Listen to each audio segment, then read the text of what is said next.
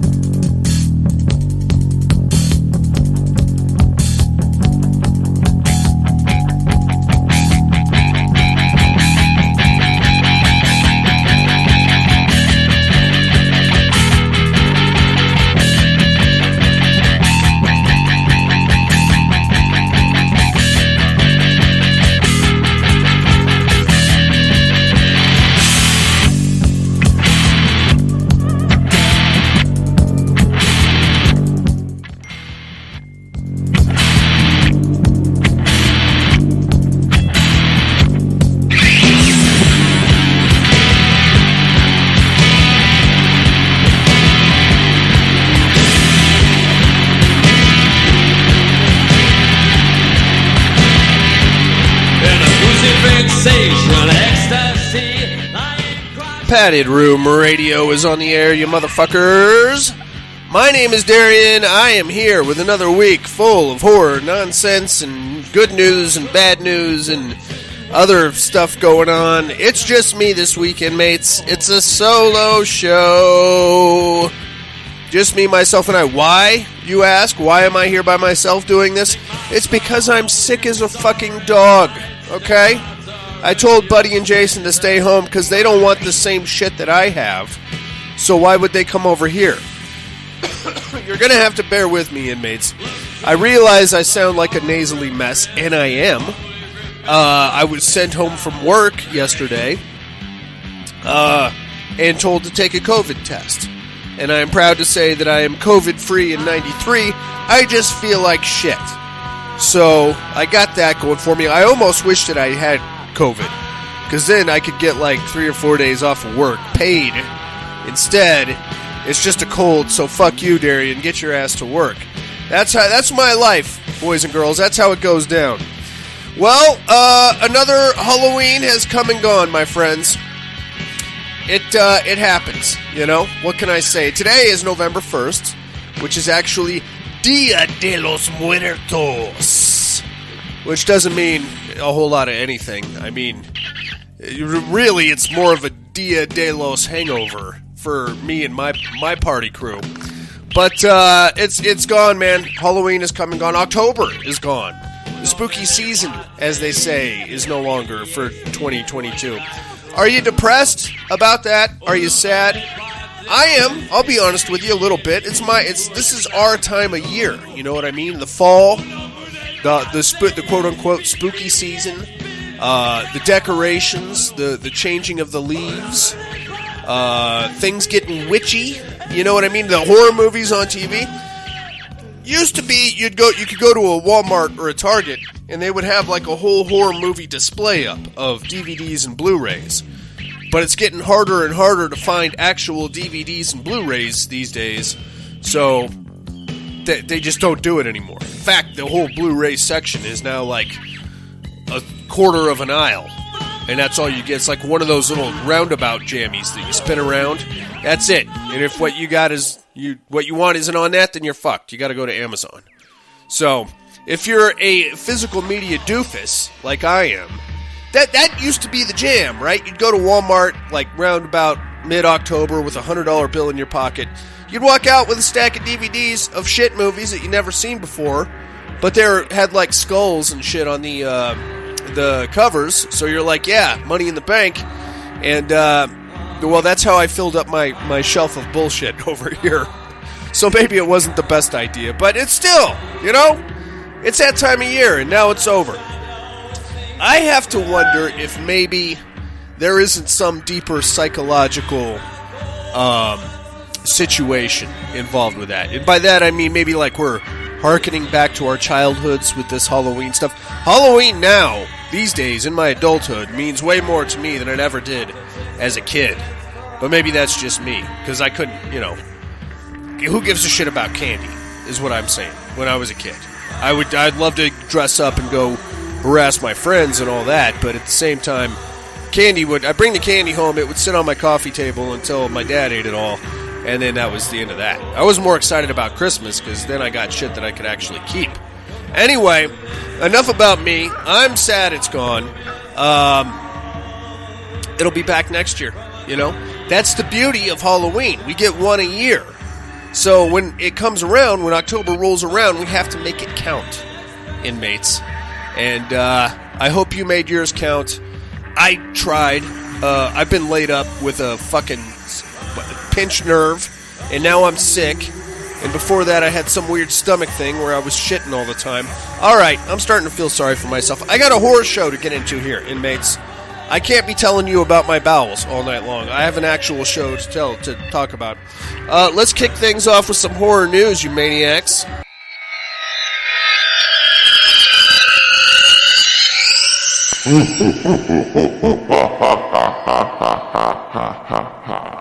Horror news. Horror news, you maniacs. Oh, we got some things going on these days, my friends. I noticed the horror news picks up around this time of year. It looks like Terrifier 2 is already streaming over at Screambox. Excuse me. Do I need to get a Screambox subscription? I had one once, like 3-4 years ago. The only thing on there was a bunch of crap. That's why I canceled my subscription and moved over to Shudder. It appears to me that they're actually picking up some decent content these days. I'm going to hold off because with the kind of numbers that Terrifier 2 is drawing in, I'm sure it's going to show up on a Peacock or an HBO Max any minute now. So I'm going to hold off on that. It's also getting a Blu-ray release next month. It's moving fast, dudes.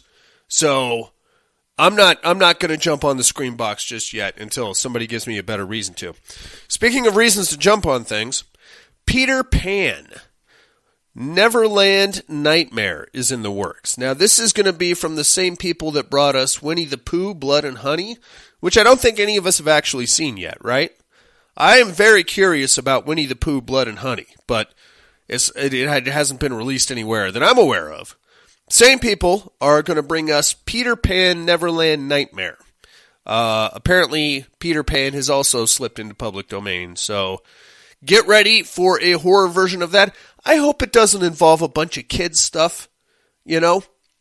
I got a feeling that's where it's going. And if we're really looking to fuck up these Disney fantasies or whatever, Disney cartoons, and turn them into really kick-in-the-nuts horror movies, if you're going Peter Pan, that's kind of the route you have to go, right?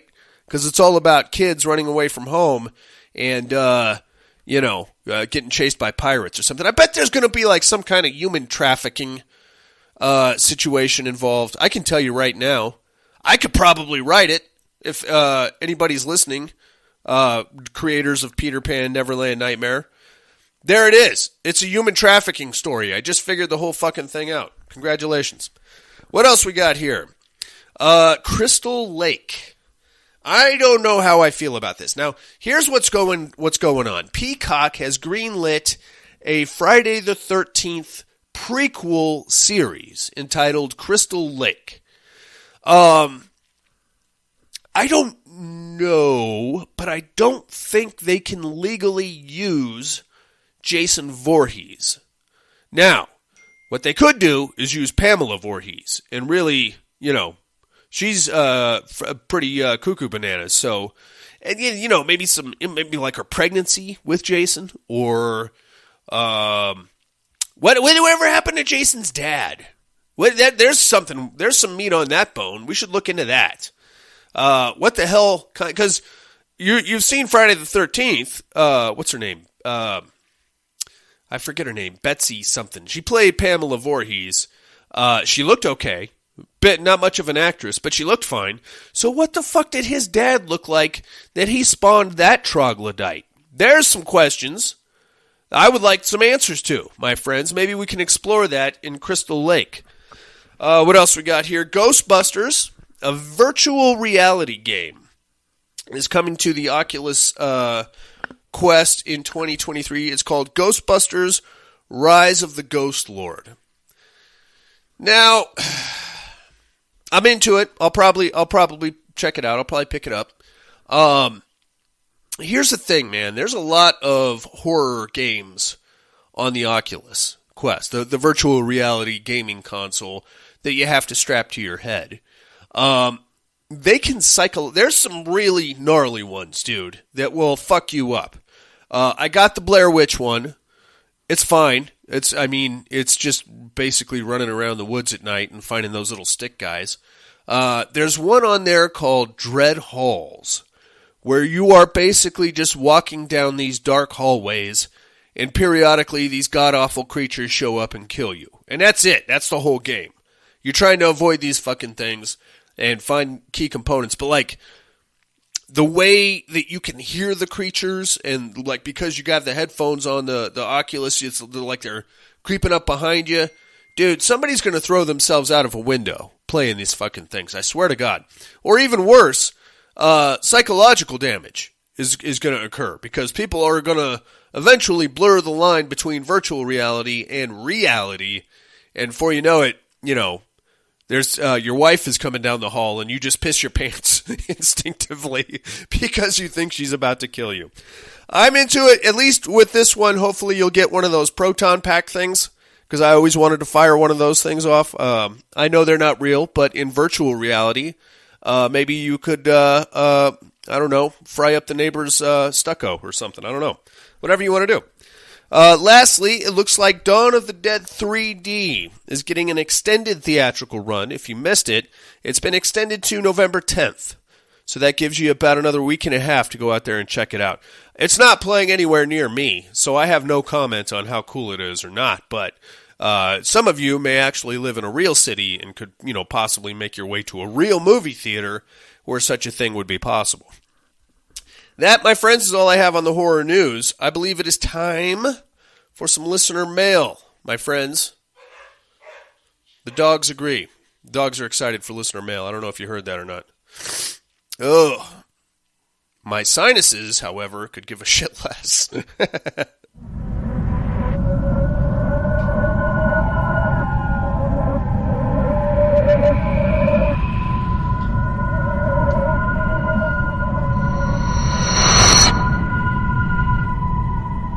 Listener mail. Listener mail.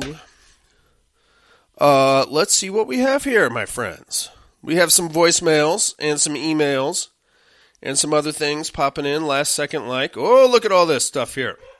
Okay. All right, take it easy, dogs. They're very excited for listener mail. Let's start things off out on the open road. Here comes Freddie. Subject line, sexy choices. Hey now. Hey folks, hope everyone had a great Halloween and got lots of candy. Just a quick vote before shutting down for the night. Now, both are very sexy choices. Very sexy. But I have yet to be bribed, LOL. I do have to go with the brides, mainly because they are usually silent and climb across walls. Plus, the nurses would have to get a lucky strike in to actually hit their hearts. Stay safe out there. Cheers, Freddie. 2 more for the brides. Very cool. I love that about you, Freddie. Thank you for writing in, my friend. You stay safe out there, you truck driving son of a bitch. I've seen a lot of documentaries on weird shit that happens at truck stops and rest areas and the lot lizards, right? With the truck stop. Yeah, you know what I'm talking about, Freddie. All right, let's get back here to Reno, Nevada. Here comes Lost Cowboy. Subject line, no bribery this week, haha. Evening padded room, hope everyone is doing well and made it in tonight. Not much tonight as it was a very busy week and weekend. Hope everyone had an awesome Halloween. I got the chance to scare a bunch of teenagers, which made my night. I'm adding 2 pics of the decor I made, and yes, I did make a full-size coffin. Terradome, of course I'm going for my brides. They do have the advantage of being silent and can fly. Back to the grind. Hope everyone has a great week. Catch you on the flip, cowboy. Right on, cowboy. I'm checking out your decor here. Wow. You did your house up, big dog. He made himself like a full-on cemetery in his front yard. And I see the I'm guessing that's cowboy that's perched up in the coffin there. So good for you. Speaking of psychological trauma, I'm sure you ruined some Halloweens for some kids. Good for you. Good for you, my friend. Right on. Thanks for writing in, cowboy. See what else we got here. Back across the pond to jolly old England. Here comes the horror slut. Cat is in the house. Subject line, voting. Evening, gents. I hope I'm not too late tonight. It's been a rather crazy weekend at work. Of course I'm voting for my nurses, though I did mean to attempt some bribery this week. Haha. I can be bribed very... Well, you know how to bribe me, Cat. It doesn't take much at all. I do hope everyone had a wonderful Hallows Eve. Have a safe and healthy week, Cat. Right on. 2 more for the nurses. They're still in this, Cat. They're still in it. Okay. Looks like we got some voicemails here. Let me get set up for the voicemails. Okay. Let's kick things off with a brand new listener.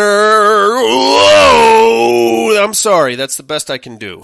Like I said, I don't feel very well, and I'm rapidly losing my voice and everything else. Let's see who this is. Darian, it's Coop Newcomb. Cooper! I thought I would tell you I've been... What's going on, dude? Started off on this Cabinet of Curiosities. I'm on episode 2 now, about to start this with my wife. We've Coop had, Newcomb. I'd say about half a bottle of some real cheap, shitty whiskey here. That's a great idea. Let's do tell that. You what this is. What is it? It is black velvet toasted caramel bottom shelf stuff. That sounds me, disgusting. I always go for the best. So, no, sir. Anyway, was curious if you've been watching this Cabinet of Curiosities at all. It's Guillermo del Toro. I have not. I saw the previews for it a little while back. It looked pretty good. And, yeah. So first episode, not too bad. Okay. Think you might like it. I don't know, man. Bye. I don't know, Cooper. So I have like a love-hate relationship with Guillermo del Toro. I mean, you take like a Crimson Peak. Is that a horror movie? I suspect not. It's more of a dark romance with like incest. You know what I'm saying? And that's fine. You take like a what the hell was that other one? The one with the fucking Pan's Labyrinth. It's basically a fairy tale. He's got some cool monsters ideas in like the visual aspect of it is usually pretty hot, but at the end of the day, it's usually about some kids that somehow overcome something. It's a very fairy tale-y kind of a guy. If you ask me, my favorite Guillermo del Toro movie is probably Blade 2. Now, who wants to fight me? You want to fight? You want to fight me? Yeah, that's right. I said it. Blade 2.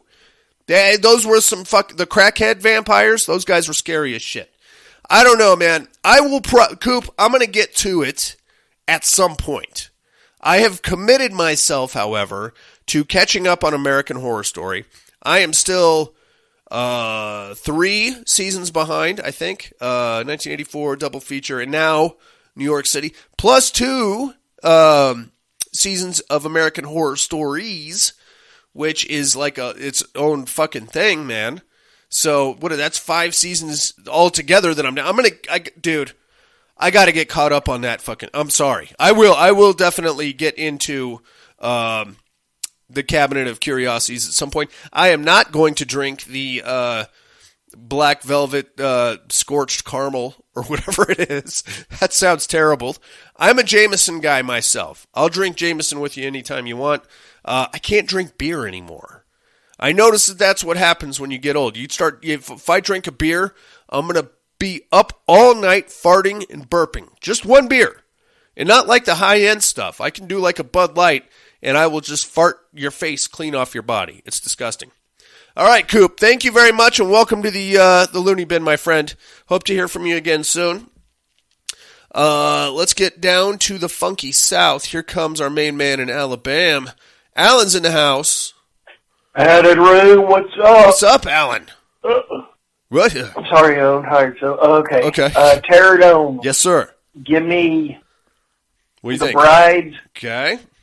Mr. Darian, are you hardware? You got me. So I watched Dash Cam. What'd you think? No. Yeah. That chick was so fucking annoying. Oh God, I hated that character. I get it. Anyway, I get that. That's the whole. That's the laid to rest. I'm not sure if it's set in Alabama.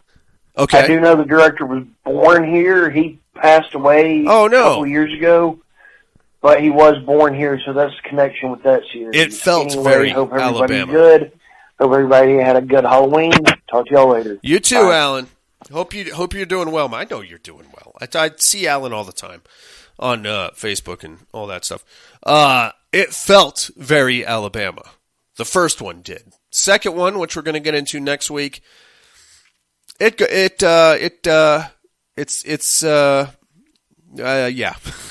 Well, we'll get into that next week. All right. Thanks for calling in, Alan. Let's get down to Southern California. Here comes Mr. Tom Hardy. Hey, yo. Hello, Padded Room. How's my favorite degenerates this week? It's just me. I do hope everyone is doing well. Hey, I wanted to call and get in on the Terror Dome. Yeah, what do you think, man? And, we got the Brides of Dracula, and we got the Silent Hill Nurses. You are correct. When it comes to this, I've always had impeccable logic, unquestionable taste. He still hasn't seen a Silent Hill movie. Yeah. I'm going to give it one more week. Come on, man. I'm going with the Silent Hill Nurses. Oh, okay. But I've said please twice now. Yeah? So I don't know if I can do this again. All right? But yeah, I'll take the Silent Hill Nurses on stage. Anyway. All right. I did want to get in on the What Are You Looking At department. Yeah, what do you got? I got to check this flick called Trick. Yeah, that's not a bad show. On Hulu. Uh-huh. Not bad. A slasher flick. The slasher is a fucking What ninja. you think's going to... Well, I don't want to spoil it. It is pretty new. But not bad. Not great. Just, 2019, right in the middle there. Yeah. I did also get to catch this series on Netflix, The Midnight Club. Okay. And it's like a little bit about this. If you remember, they did Fear Street, I guess, a year or two ago. Uh-huh. And that was by like a kid's author, R.L. Stein, the whole Goosebumps shit. Guy, yeah. Well, when I was growing up, I was never really an R.L. Stein Goosebumps kind of guy, but there was an author named Christopher Pike who had kind of, I guess, a little more mature horror shit, books and novels and whatnot. And, right. And that's what this is based on. Oh. But there's like, it's almost like a series of vignettes with like an overarching wraparound story. Uh-huh. Something about it that kind of bumps me is just like in the the Fear Street flicks. Yeah. There's a lot of period 90s music. Sure. And I mean, I'm like, hey, all right, cool. I like this Rob Zombie song, or oh yeah, I remember this Tool tune, or what have you. Totally. And then it's like it almost gets your head bopping to it. So you're like, I like this, but you don't know. Do you like the movie, or you just like the familiar nostalgia of hearing that song again? That's you know what I mean? Thing, man. That's the thing. One last thing to say about the series. Yep. It is by Flanagan. Oh, really? By Mike Flanagan. The Midnight Mass. Okay. And Haunting of Hill House and all that. Yeah. Gotta be honest with you guys, I really, really wanted to like this more than I did. Well, it's GP'd. So, but the thing is, Tom Hardy, I'm gonna address this real quick before he called back. I'm gonna play his other voicemail here in a second. So, here's the thing, man, and this is what I've noticed throughout my horror tenure. You can miss the boat on something. You know what I mean? Take, for example, our friends in Australia, Tim and Luffy. Well, before Tim and Luffy, it was Tim and Ben. Now, hear me out. This is kind of how it all comes together. So, for one of their first episodes, The Horror for Dummies, Tim and Ben did The Lost Boys. Now, to us, that is like the end-all, be-all of the coolest vampires ever, right? But Ben, who is, I think he's probably mid-30s, he had never seen it before, right? So he watches it, and he thinks it's dumb. But I'm not agreeing with him, obviously, but but I understand his kind of, I guess, perspective. And the reason I would submit this: the reason he thought it was dumb is because now the market is saturated with these over-the-top fashionista vampires that are just moping around all the time. So he sees the Lost Boys for the first time, and he's like, "Oh, look at these clowns," you know. But when we saw it for the first time in 1987, we lost our shit because they were cool fucking vampires, right? So, how does this pertain to your argument? It's just that. It's just that, Tom Hardy.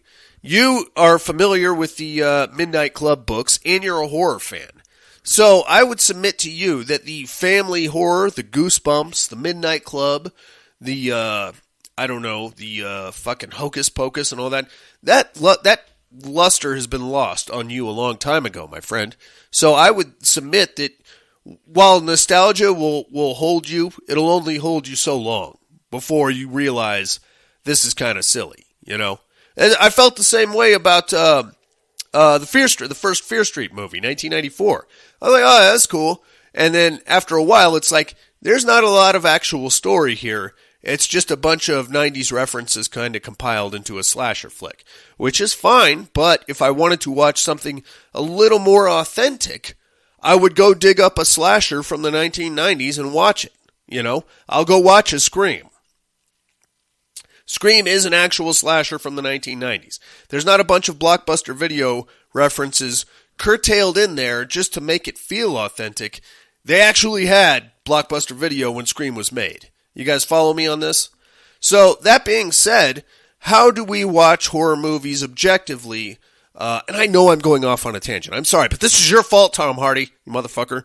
How do we watch horror movies objectively without catching that nostalgic eye?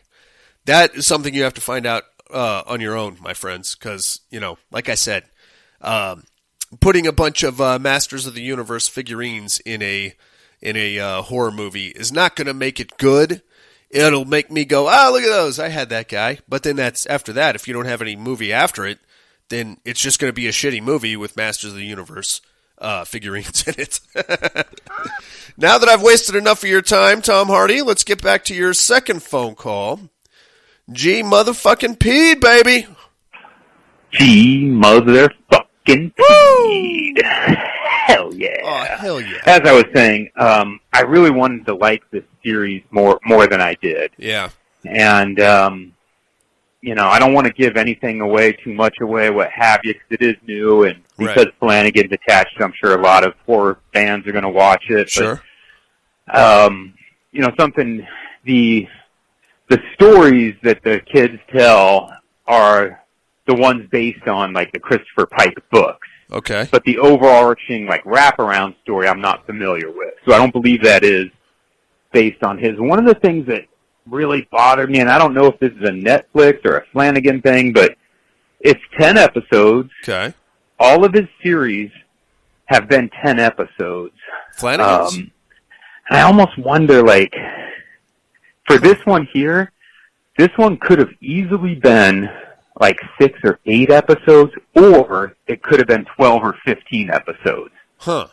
So they could have, like, really had a really tight, you know, 6 episodes, 8 episodes, okay, and be done. Or they could have, those things that they kind of brought up, but they never really finished or delved into, they could have extended it to, like, you know, a 14, 15 episode season. So I don't know. I hope somebody watches. I hope somebody else comes on and kind of says what they feel about it or what have you. But all in all, I was kind of disappointed. I do feel like if you're not a Christopher Pike person, probably not going to care that much for it, because it does have a lot of teeny bopper shit in there. Yeah, see?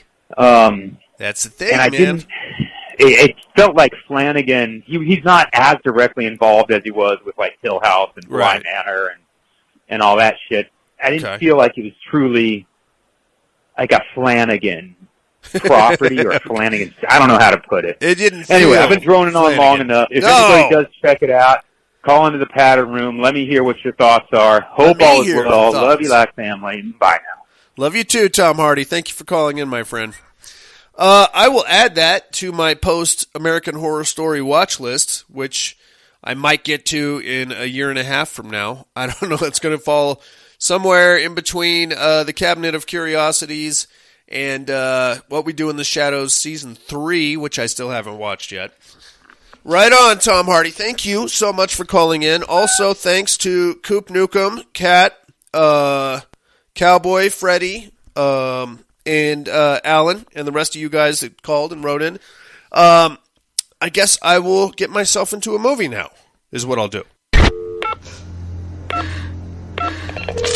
Police department, what is your emergency? I know! Tucker tells me he picked you up on the street coming from the cemetery. I saw a man that tried to hurt me. Oh, I know, I'm already dead. Nobody's gonna die here tonight.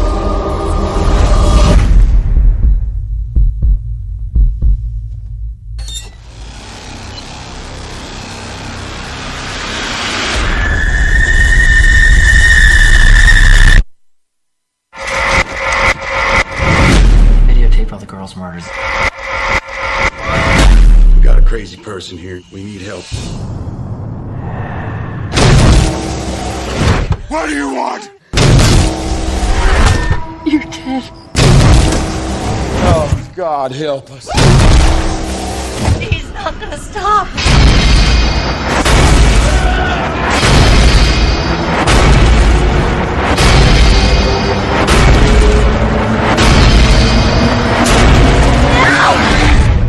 What do we do now? Die.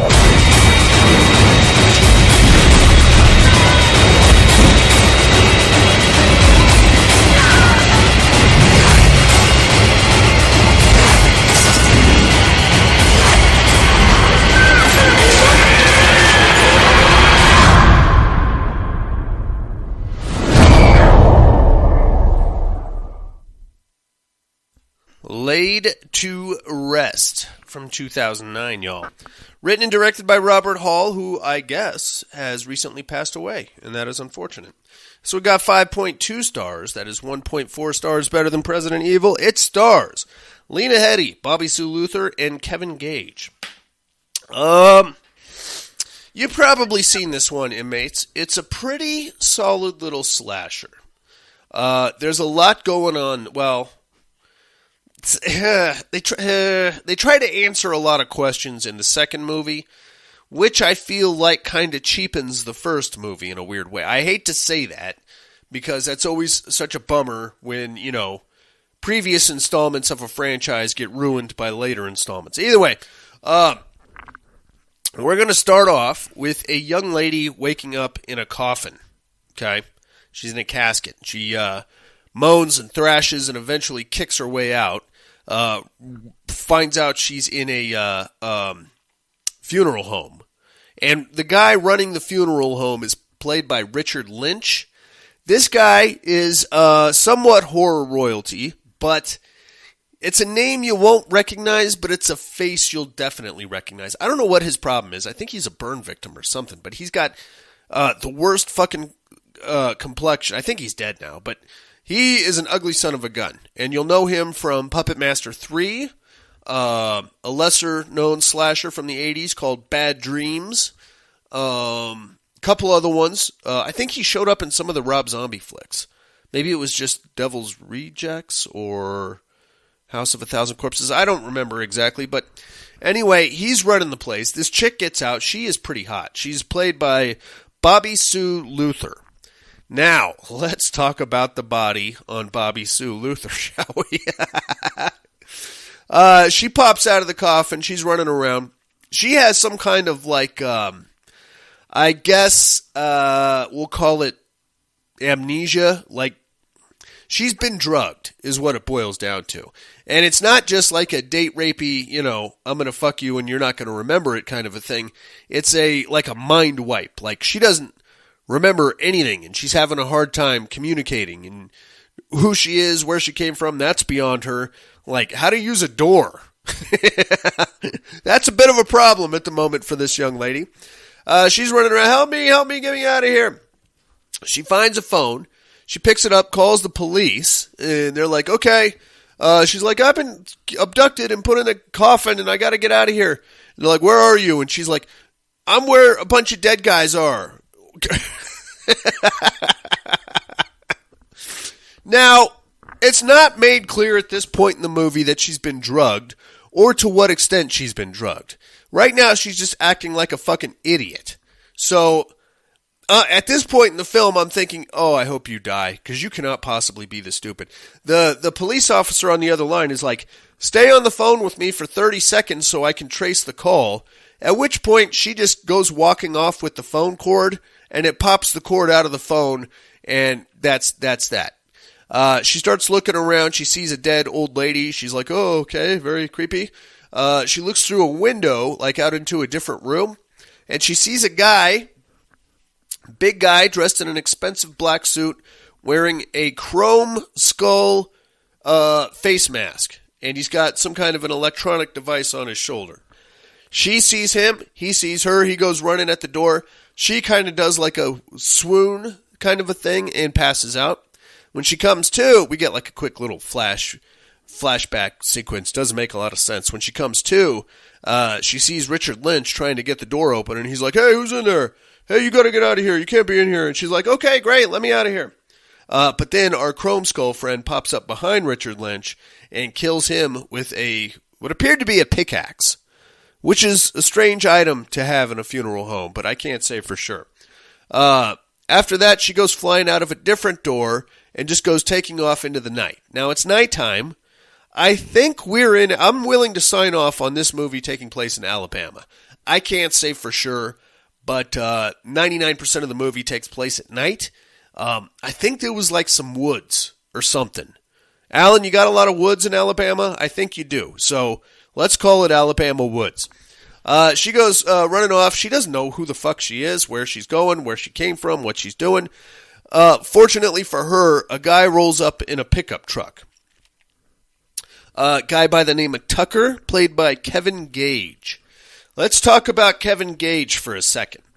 Have you guys seen a movie called, I think it's called Chaos or something? You know what? Let me find the exact name.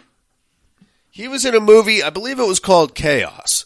And basically what that movie is about, it has Sage Stallone in it.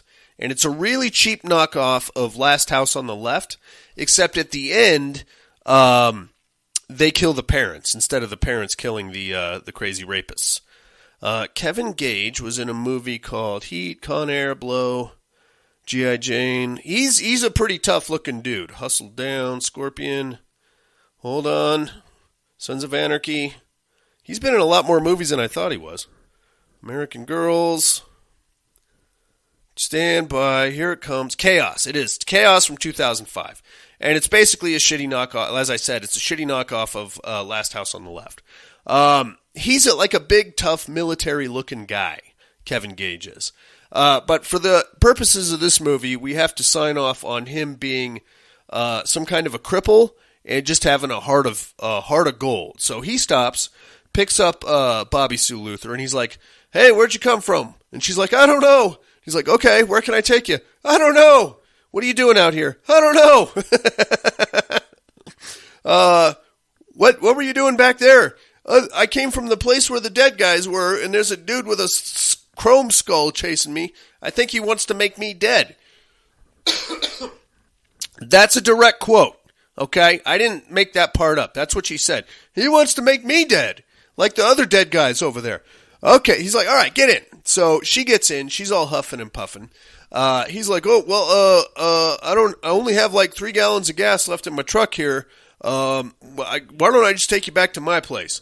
Now, Bobby Sue Luther is a very attractive young lady with a very nice body on her. I'm going to tell you that right now. Unfortunately, we don't get to see much of it, but if you're paying attention, like I know you are, you will see. There's a scene where she climbs out of a freezer wearing a wife beater, and goddamn, I am a sucker for ladies in wife beaters. I'm going to tell you right now. That, especially buxom young ladies with a sizable rack, woo, get me going. Anyway, he's like, oh, I'm going to take you back to my place, and we'll figure it out. Because that's about all the gas I have, is enough to get back to my trailer. So he takes her back to his trailer, where we meet his wife, Christina, played by Lena Headey. Oh, shit. It's Cersei fucking Lannister, living in a trailer, married to Kevin Gage. You are fucked, lady. She's going to poison you. Or have sex with her brother, and then, I don't know, make you fight the mountain, for Christ's sakes. You are totally fucked. Now, this is a younger Lena Headey, and it is so... I'm a Game of Thrones kind of a guy. I have not watched, believe me, this is another one that goes on my to-watch list, the Mother of Dragons series, but seeing Cersei Lannister in a bathrobe with hair curlers in is like mind-twisting to me. You know what I mean? Because you can see she still has that resting bitch face, and it's not to say that Lena Headey is a bad actress, but come on. She's Cersei fucking Lannister, okay? That's who she is. It's just kind of a mind twist for me, I guess. Luckily, this couple has a heart of gold. They're like, okay, we're gonna keep you here. We can't really go far. My brother-in-law is gonna come pick me up in the morning. When he picks me up, we can take you to into town, and you can talk to the police when we get there. You're safe here for tonight, they say. And then Bobby Sue Luther goes, we never get a name on this young lady. At one point, we'll start referring to her as Princess. So we'll just go with that. Princess goes and takes a shower, and we realize that she has like a gaping head wound. And when the water hits it, she freaks right out. I'm sure it hurt like a son of a bitch. But they go, Cersei Lannister runs in there to like console her. Now, at this point, our friend in the chrome mask shows up, and he starts stalking about the outside of the trailer. So, it's time to go to bed. Tucker and Cersei lay down, and they give Princess the couch. A lot of thumping around going outside, so Tucker goes outside to investigate. What he finds when he gets outside is that Chrome Skull has taken Cersei and kind of guillotined her into the outside of the window, and Tucker goes running out. He's like, hey, don't hurt her, don't hurt her, don't hurt her. Princess hears that, so she follows him out there, and Chrome Skull is like trying to do business. He's like, I'll let her go if you give me Princess, but Kevin takes too long, or Tucker takes too long, like trying to finagle his way out of there. So Chrome Skull just stabs Cersei Lannister in the head, and like pins her head to the side of the trailer, pretty much. That scene is gnarly. And this knife that Chrome Skull carries, it's got like the brass knuckle thing, whatever that is, and then it's a huge serrated blade, and it's all chromed out also. Very cool. So from there, they freak out, they go running away, they get in the truck, and they take off. They want to get to town, and by they, I mean Tucker and Princess, but they're running out of gas fast, because like Tucker said, he's only got like 3 gallons of gas left. They make it to what I can assume is a neighbor's house, or a random house somewhere in this Alabama woods, where they find our very own Scott Wayland waiting. You guys remember Scott Wayland? Sure you do. He played, what was his name, Roach from The People Under the Stairs. He's a scrawny, squirrely-looking dude, man. That's the only way that I can describe him, is he is squirrely. It's scrawny. They get in there. He's some kind of a doofus. They get in there and they're like, hey, man, you got to let us use your phone. And he's like, I don't have a phone. Not a traditional phone anyway. And they're like, well, we got to come in and do something. There's a guy chasing us and we need to call the police. And he's like, well, I have the internet. Maybe we can do that. So they go inside and he's going to email the police. Like that's going to happen, right? But he sends them an email and he's like, well, now all we have to do is wait. They're like, hey, you have a car, right? And he's like, yeah, I have a car. Well, how about you just drive us to the police station then? Can we do that? Okay, sure. So since the email obviously went absolutely nowhere, they all pile into Scott Wayland's car and take off to the local police station, which I guess is in a town, right? So they get to the local police station, they get out, and they very quickly realize that the local police station has either closed for the night or something is amiss here, because all the lights are off. It's dead silent. The front door is unlocked, so they just go walking right in there. And that's where we come to the realization that all of the local cops have been murdered in gruesome fashion, presumably by Chrome Skull. I almost called him Ghostface. Now, while that's going on, we have to cut back to Tucker's trailer, where Tucker's brother-in-law shows up with his seemingly underage girlfriend, to be honest with you. And he's like, I saw Tucker get in his truck with another girl. I'm going to go in there and tell my sister, that motherfucker. And, of course, while he's, making plans of ruining somebody's marriage, the big chrome blade comes flying out of the dark and slams into his head and kills him. The underage girlfriend sees it, and she's like, oh my God, and goes running. But she runs right past Chrome Skull, who just gives her a quick little wrist flick and basically disembowels her with that crazy knife of his. So those two kills, let's be honest, they're a little gratuitous. But it's okay, because this is a slasher film, and you gotta uphold a certain body count in these things. You know what I mean? So now we're going to cut back to the police station. Tucker, I guess, is friends with the local sheriff, so he's trying to get the sheriff on the radio. He's like, all the cops here are dead. What's going on? And sheriff's like, oh, God, I need some help. This guy's crazy. Basically, what we come to realize here is that Chrome Skull has somehow altered the radio frequency, and he's just playing like a loop of the sheriff saying these things over and over again. Now, something we have to realize here, inmates, is that we are in this scenario with 2009 technology, or probably closer to 2005 technology. So we're going to get some cool little snippets here of like weird text messaging things going on, and GPS stuff happening. Very high speed stuff, okay? Crazy. I mean, by today's standards, really, all of the high-speed, low-drag equipment that Chrome Skull had would be contained in one iPhone 5. That being said, we just kind of have to write that off as we go. So, he's like, oh, shit, well, now he knows we're here, so we're pretty fucked. They go looking around. They can't find any guns or anything. So, from there, they cut out of the police station, and they're like, okay, let's go back to where this all started. Maybe we can find some clues. So they decide to take Princess back to the funeral home and see if maybe they can't figure something out there. At this point, Chrome Skull is coming up on him.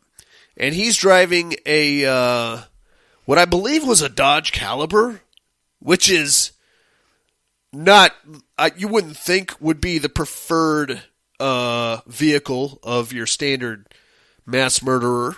But whatever. It's very sleek, very clean. And he's got a personalized plate that says Chrome Skull, which is kind of wacky in itself. I don't know. Anyway, they go back to the funeral home looking for clues to find out what the fuck is going on here. There's a shed next to the funeral home. A lot of weird smells and sounds coming out. As they're pulling up, they see Chrome Skull kind of lurking about the shed. So they're like, oh shit, there he is. He leaves, and then they go inside to investigate the shed. And this is where we get some weird goings-ons here, folks.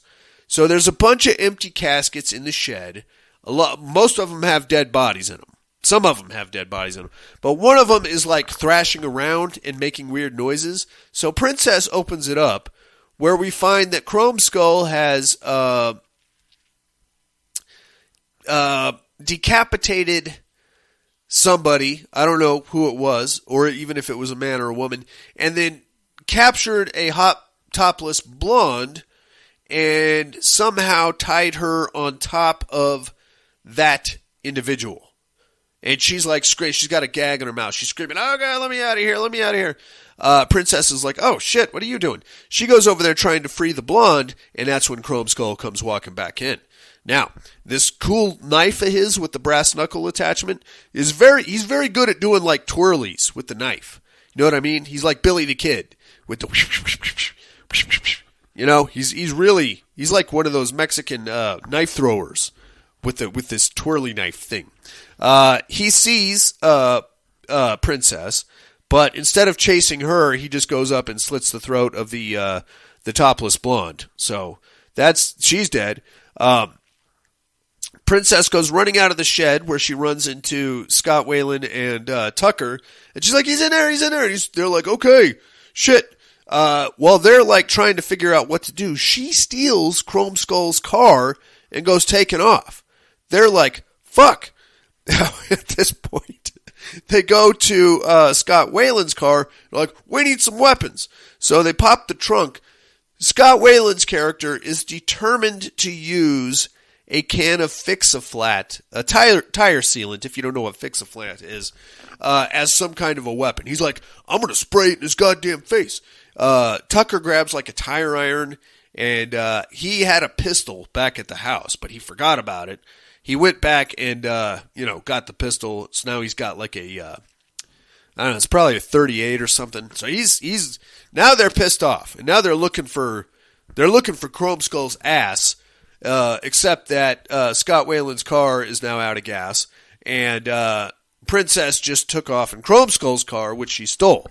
So she's out there cruising around in Chrome Skull's car, abandoned the two people that were trying to save her fucking ass, by the way. Rude. And she's trying to get away. She's thinking she's going to make a break for it. Now we find out that via 2009 high-speed technology, Chrome Skull is capable of controlling the vehicle remotely, to include the door locks, the GPS. He's got a high-speed cell phone in there, which looked like one of those Nokia flip phones, and he's sending text messages to her on the phone as she's driving. So she's like, oh shit, I better get out of this guy's car. He's going to track me down. So she rolls up to a gas station. What seems to be a gas station. Some kind of convenience store. Just as she gets there, she's like, I'm getting out of here. Goes to open the door, and the door locks. Tries to open it again, the door locks. Tries to open it again, the door locks. Finally, Chrome Skull just walks up on her, and he's like, hey, here I am. He doesn't even kill her. He just hops in the car with her. And she's like, oh my God, you're going to kill me. Now, this is where we find out that contraption on Chrome Skull's shoulder is actually a handy cam. So, bear in mind, inmates, this is 2009. We're still dealing with analog technology, okay? There was no flash drive. There was no cloud. There was just these little video cassette tapes, which is what loads into a handy cam. So, this thing is like shoulder mounted. He's getting ready to kill Princess, and then he runs out of tape. So he's like, shit. He doesn't talk. He just texts Princess, and he's like, go inside and get another fucking tape. Come back out here, or I'm going to kill everybody. As that's going on, two meathead guys roll up, and they go inside, and they're trying to buy beer. Apparently, you can't buy beer in Alabama on Sundays or certain other days. I don't know what the policy is there on that. Alan, enlighten us on the beer buying protocol of Alabama. They go in there and they start hassling the kid behind the counter because they want to buy beer. He can't sell it to them because, Alabama. So while that's going on, she goes in there and she's like, I need one of those videotapes. I've never been to a gas station in my life that sold Handycam recording tapes. Have you? Even in 2009, I don't think you could find such an item. This one, however, has many of them. She kind of cuts in line and buys the videotape, and she's like, okay, great. While she's purchasing the tape, another text message comes across that mobile device, and it's like, get your fucking ass out here now, bitch, or I'll gut you like a pig. The kid behind the counter sees that. He looks outside and sees Chrome Skull sitting in the car, so he's like, I'm going to save this hot chick. He grabs the sawed-off shotgun under the counter, goes outside, and he's like, look, you got to shove off there, mister, and don't be such a dickhead either. Chrome Skull gets out. The kid's like threatening him with the shotgun. Chrome Skull takes the shotgun and puts it under the kid's chin and basically makes him blow his own brains out. This sends the two meathead kids into a complete panic. They're freaking right out.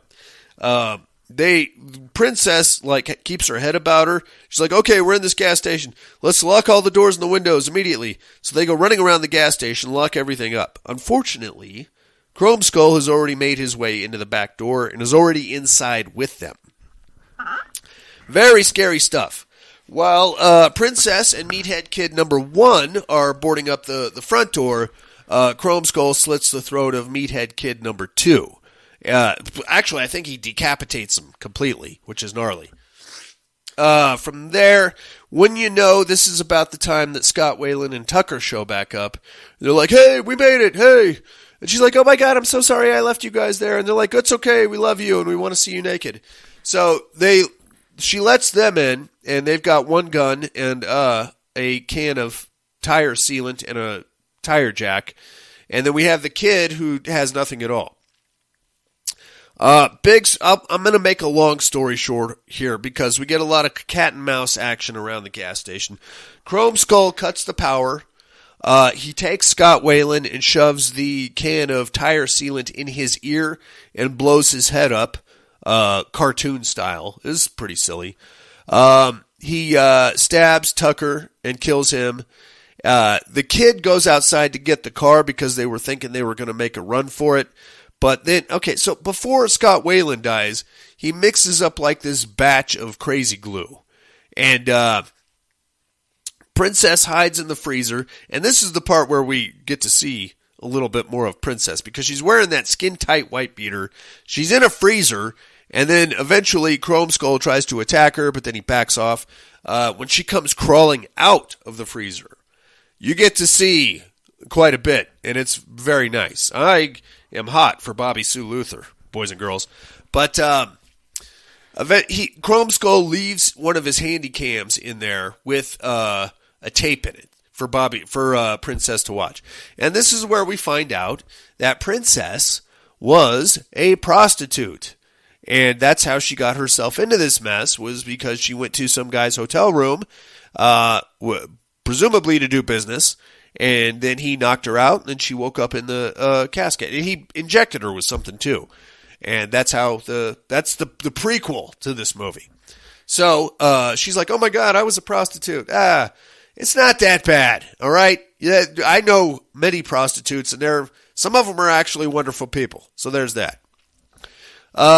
So now she knows. Chrome Skull tries to get her in the freezer. In doing so, she knocks the mask off. Now, we don't get to see Chrome Skull's actual face. But he grabs the mask and he goes out. And he puts a bunch of that glue on the inside of his mask and puts it on his face. And then he quickly realizes that the glue is like eating through his head.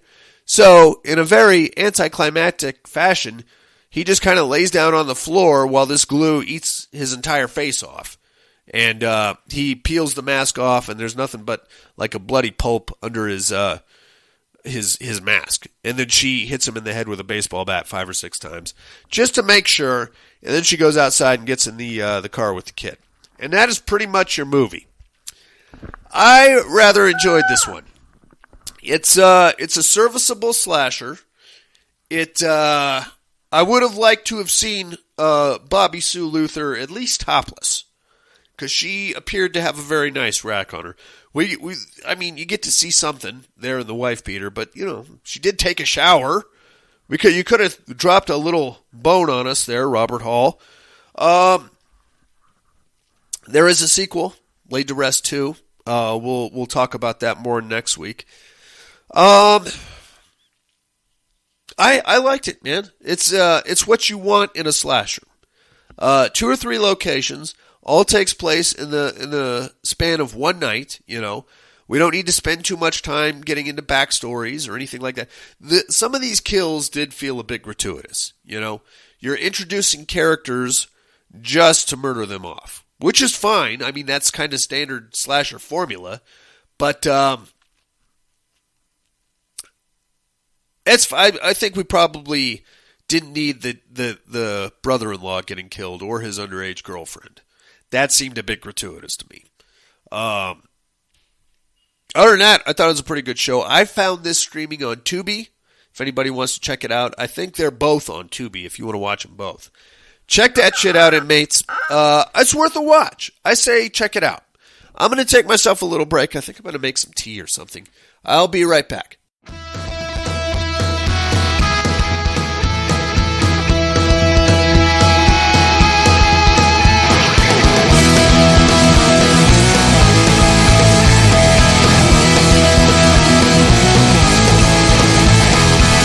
In the schools and the teach like fools and you just want to break. I sit you close to the edge and your piss takes your work and the boss is just a jerk.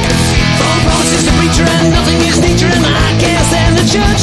Well, I have my opinion and I don't want to win it now. I just have to work alright. Well, I feel the whole world coming down on me. I feel the whole world coming down on me. Well, the judge and the jury, they thought they could school me and teach me the value of thrift. They put me inside on a 1, 2, 5 and I just had to quit. Well, early in the morning when we got bowling, I nearly had a fit. It came to my head and I just had to say, gonna be nobody's bitch. I feel the whole world coming down on me. I feel the whole world coming down on me.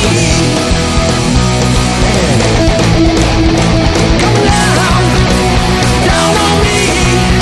It's coming down, it's coming down, down on me.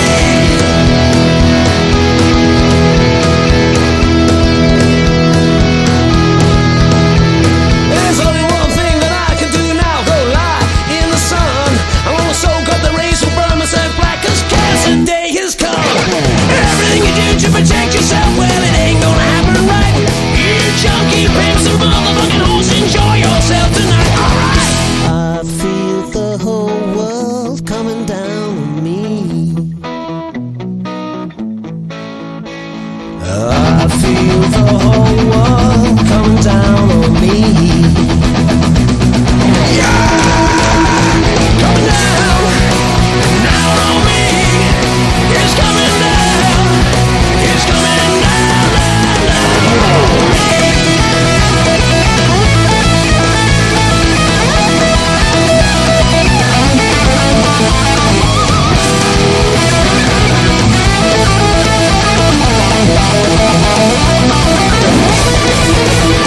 Coming down, down on me. It's coming down, it's coming down, down. I feel the whole world coming down on me. I feel the whole world coming down on me. I feel the whole world coming down on me. I feel the whole world coming down on me. It's coming down, it's coming down, down, down on me.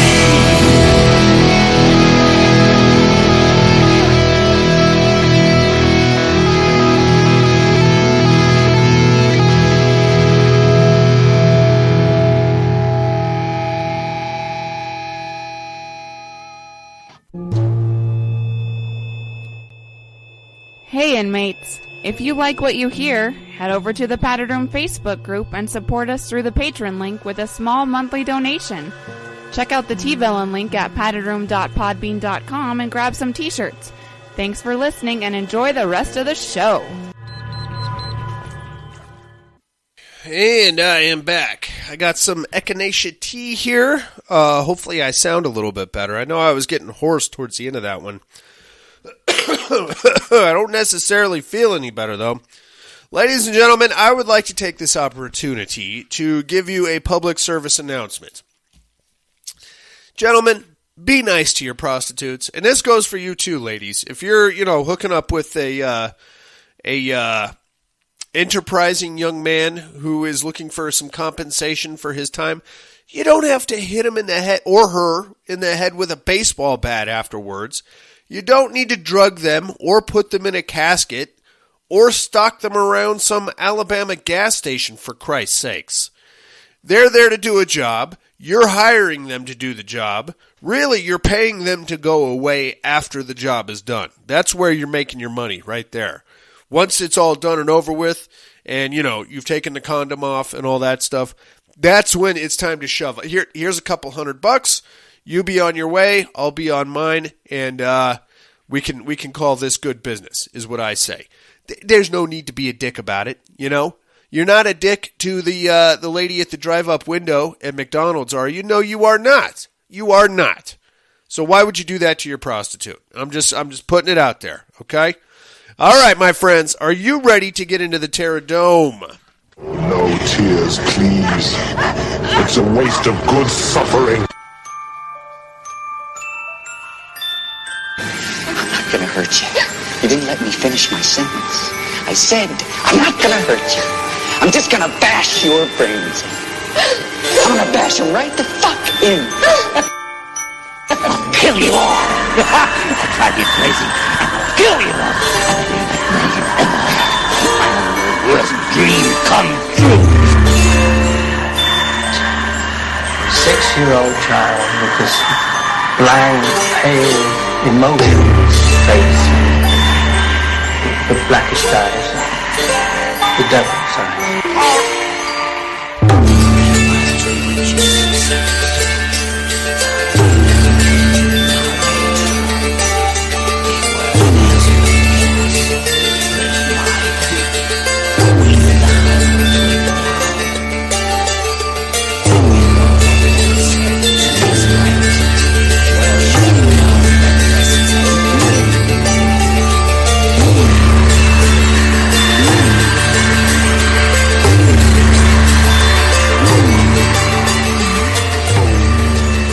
Welcome to the Terradome. First things first, last week's winners. We had, goddammit, the Silent Hill Nurses versus the Brides of Dracula. The nurses approached as the brides laughed. Drawn by the sound, but utterly blind to their new foes, they swung wild, doing more damage to each other than as the vampires danced around their weapons.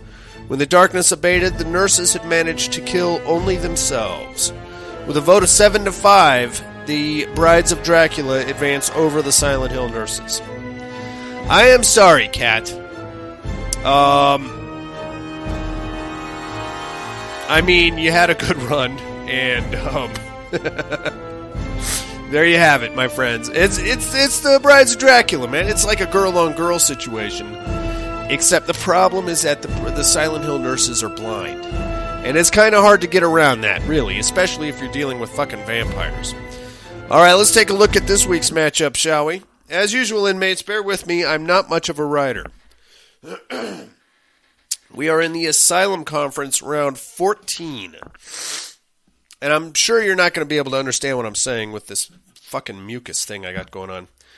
To hunt and to kill were noble plights, passed down as a survival skill through the ages. In days gone by, men hunted animals out of necessity, to feed the women and children of the village and protect them from dangerous predators. As civilization advanced, the need to hunt diminished, but the urge did not. Men hunted not out of necessity, but out of sport, collecting trophies from larger, more dangerous animals as points of pride. Some less educated and more isolated tribes of men would go on to hunt other men, not for trophies or sport, but for food. These rogue hunters would grow savage and brutish. The true hunters from the stars watched from afar. To add one of these cannibal mongoloids to their trophy rack would be a great honor. To the Sawyer tribe, the alien would be exotic cuisine. Teams competition, we have the Predators versus the Sawyer family. I'm not going to tell you how to vote, inmates, but this one seems pretty cut and dry to me, right? I am taking the Predators for obvious reasons. If anybody can make a logical argument as to how the Sawyer family would beat the Predators, I would love to hear it. And I will change my vote next week if somebody can convince me otherwise. In the meantime, that's your Terradome matchup for the weekend, mates. It's the Sawyers versus the Predators. Mental health hotline, of course, is area code 775-387-0275, or send me an email at thepaddedroom2011@hotmail.com. Hopefully, I'll be feeling better by next week, and I can have somebody else in here to talk to instead of just droning on as I have been for the last hour and 8 minutes. While you're considering that, however, I'm going to tell you what movies I got to watch this week in a little segment I like to call, What Are You Looking At?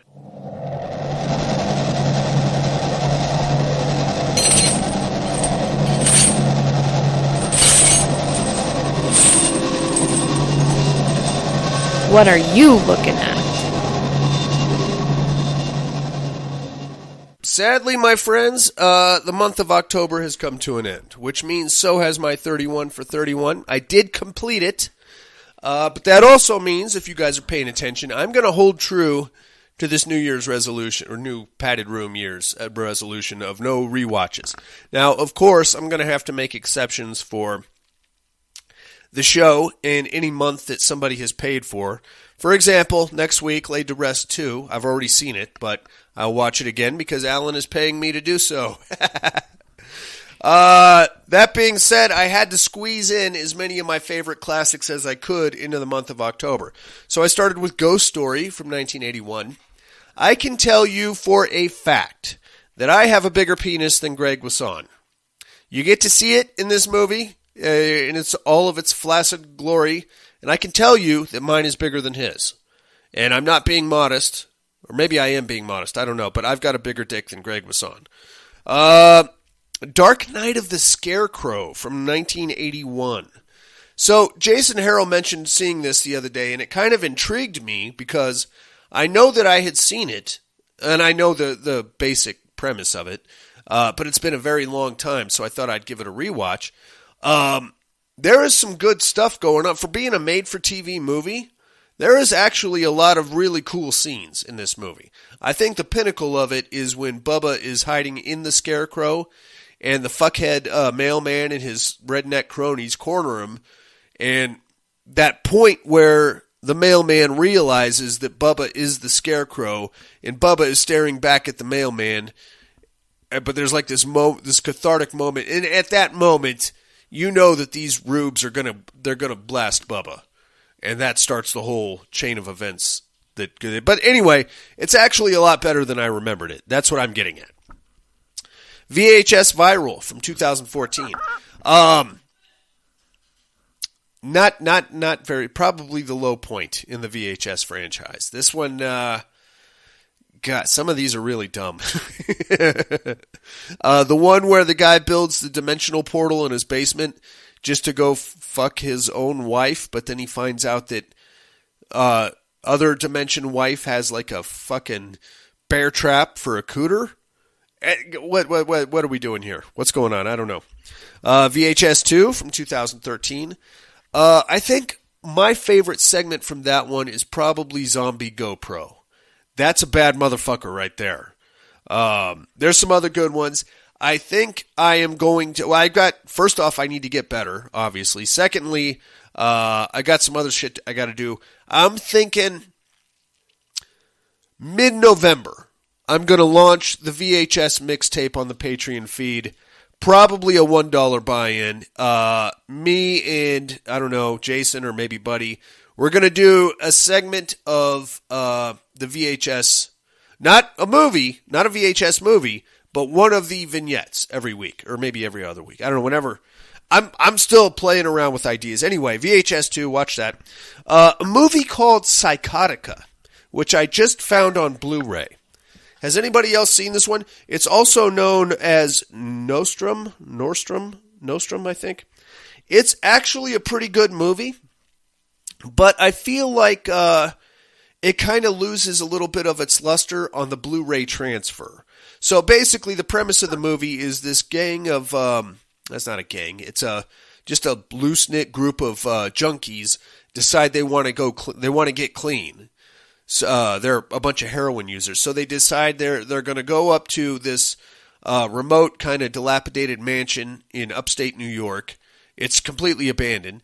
And they're going to have one big blowout where they're all going to get super high. And then after that, they're going to lock themselves into this mansion until the DTs wear off. And then they can come back clean. Naturally, some shit gets fucked up. And I won't ruin it for you. But what I'm saying is that it's a great show. I like this one a lot. But watching it on Blu-ray, it's that weird black thing. You know what I'm saying? It's that true black versus cinema black or something like that. So, like, the blacks are a little too vivid, and you can see too much of what's going on. Like, I saw this the first time on I think it was HBO or something like that, and it looked really good and dark and drab and depressing. Watching it on Blu-ray, it's the same movie, obviously, but it's just a little too vivid.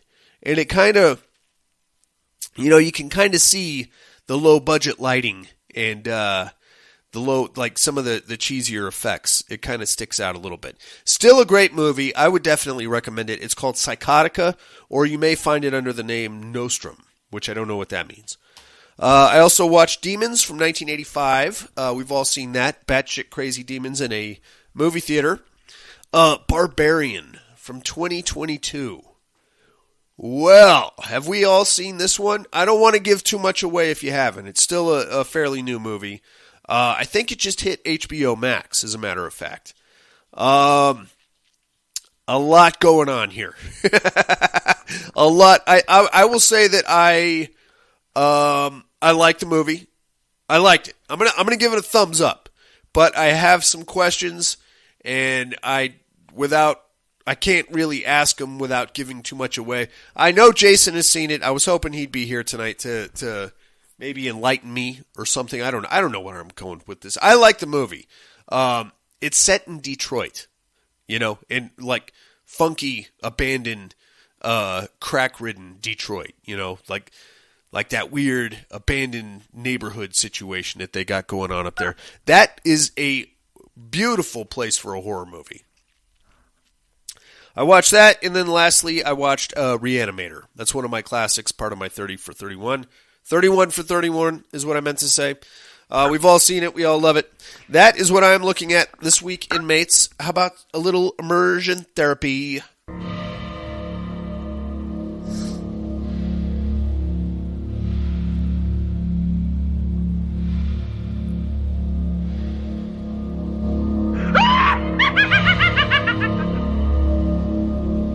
Immersion therapy.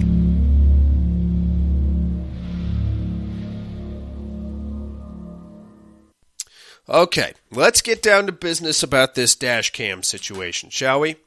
Now, Tom Hardy, I think he enjoyed it. Alan did not, and I'm willing to bet right now that Jason Harrell did not either. So, that being said, the whole movie really boils down to how you feel about the main character. At first, I thought I was kind of annoyed by her because, she was making some really bad decisions and doing some really dumb shit. But, and I think Tom Hardy kind of summed this up beautifully. If you watch the end credits where she's rapping and she's freestyling with everybody's name in the credits, what you're looking at, my friends, and this may be a bit more accurate than we'd like to admit, is a social influencer. So, if she's live streaming all of this nonsense, and what are we saying here? Vampire? Is that what that chick was? Or possessed or something? I don't know. But whoever it was that she picked up from that closed restaurant, she is purposefully making bad decisions and being over the top because she is live streaming the entire sequence. So she wants to keep people engaged, or at least this is my interpretation of it. She wants to keep everybody engaged. Now, as we all know, if the ditzy blonde with the huge rack doesn't go outside into the dark woods to investigate the noise, we don't have a horror film. That formula, I believe, also applies to the live streamer. So that being said, it doesn't really excuse her behavior, but it at least gives us some substance as to why she would continue to make these dumb shit choices. And, I'm just going to steal a car. Oh, since I'm in the car, I might as well go do his Uber Eats job for a little bit because I don't have anything else to do. And by the way, her whole shtick was that she just drives around and freestyle raps with these ridiculous beats that she's made on her keyboard, right? So that being said, it's kind of like what she does. She just drives around and freestyle raps, and now she stole her friend's car, and all hell is broken loose. all of her, if this were to happen, I guarantee you the views would shoot through the fucking roof. Regardless of what she's doing or how she's acting or anything of that. We would be watching because we're basically watching a disaster unfold in real time. Never mind the vampire or the possessed chick or whatever her problem was. But I think that kind of explains some of the bad decisions and some of the over-the-top ridiculousness of the choices she made, is that she was doing it in the interest of keeping eyeballs on her for her live stream to hopefully, I guess, make money or launch a rap career, or I don't know. Am I the only one that thought she was kind of hot? I thought she was kind of hot in a weird, quirky kind of a way. I don't know. That's just me. All right. I say it's worth a watch.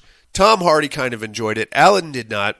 I believe it's streaming right now on Hulu if anybody wants to check it out. Your immersion therapy for this week is going to be The Last Circus from 2011, also streaming on Hulu. Something about a murderous love triangle at a circus is all I know. Check that shit out, inmates. I will do the same, and we will compare notes next week. But now it is time to educate Darian.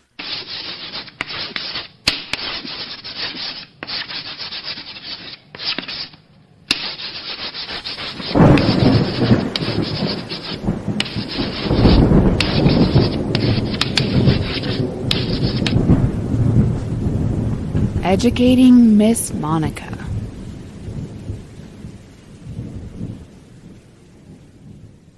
First, my clues from last week. I am a post-apocalyptic soldier who's dating a super hot art sculptor chick who makes sculptures out of weird junk that I find out in the wasteland. Good news for her, I brought her the blasted bits of a battle droid, which she can now mold into whatever.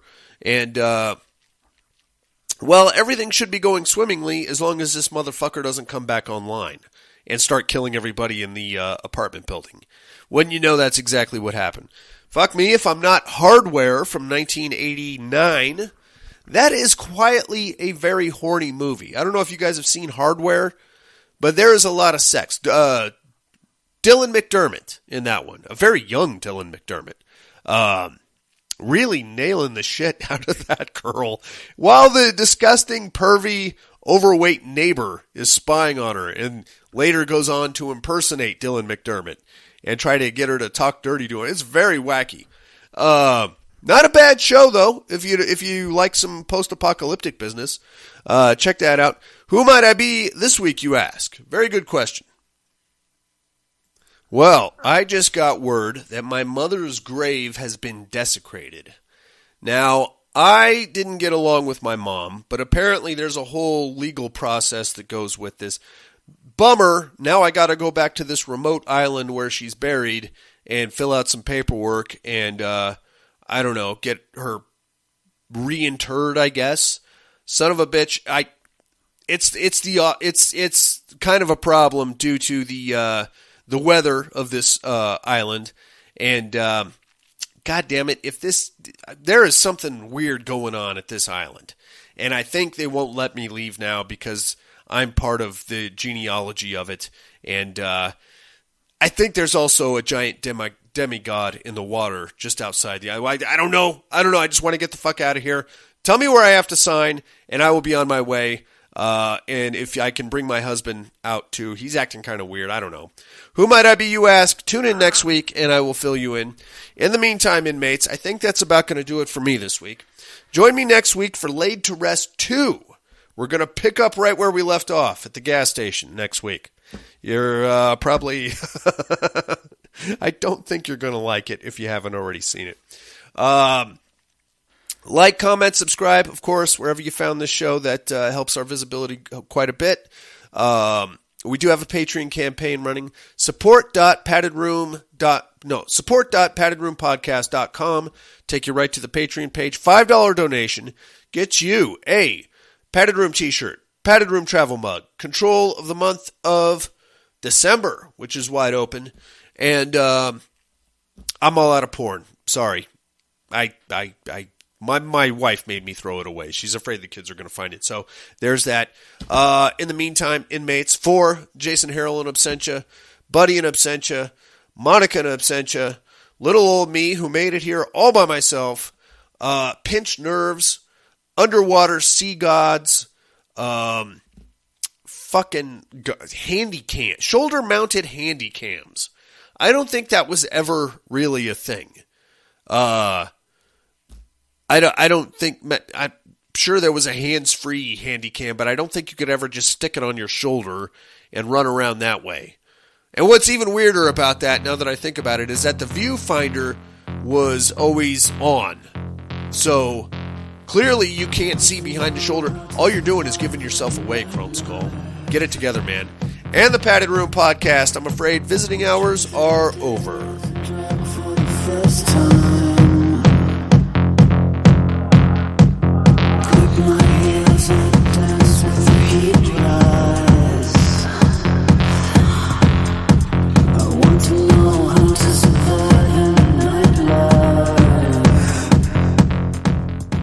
What's the difference between a sock and a camera? One takes 5 toes, the other takes 0 toes.